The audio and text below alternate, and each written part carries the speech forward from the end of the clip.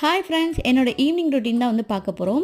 இப்போலாம் ஒவ்வொரு தடவையும் சமைச்சு முடிச்சோன்னே கிச்சனை அப்பப்போ க்ளீன் பண்ணி வைக்கிறனால எப்போவுமே வந்து ஃப்ரெஷ்ஷாகவே இருக்குது. ஸோ இந்த ஹேபிட்ஸ் நான் இடையில தான் வந்து ஃபாலோ பண்ணிகிட்ருக்கேன். ஸோ ரொம்பவே ஒரு நல்லா இருக்குது மனசுக்கு. ஈவினிங் குழந்தைகளுக்கு வந்து கார்ன் வந்து வேக வச்சு ஸ்நாக்ஸ் கொடுத்துட்டு அதுக்கப்புறமா உட்கார வச்சு ஹோம்ஒர்க் வந்து பண்ண வச்சேன். ஸோ அவங்க கூட நம்ம இன்ட்ராக்ட் பண்ணிக்கிட்டே பண்ணும்போது அவங்க ரொம்பவே சூப்பராக என்ஜாய் பண்ணி ஹோம்ஒர்க் பண்ணுறா. அதுக்கப்புறமா பார்த்து நைட்டுக்கு வந்து வெஜ் குருமா வச்சு தோசை ஊற்றிக்கலாம், முட்டை தோசை ஊற்றிக்கலான்னு தான் ஒரு பிளான். ஸோ அதுக்காக தான் வெஜ் குருமா வந்து நான் ரெடி பண்ணிக்கிட்டு இருக்கேன்.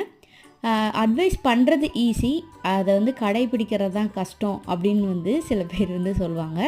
ஈவன் நான் கூட அப்படி தான் நினச்சிட்டு இருந்தேன்.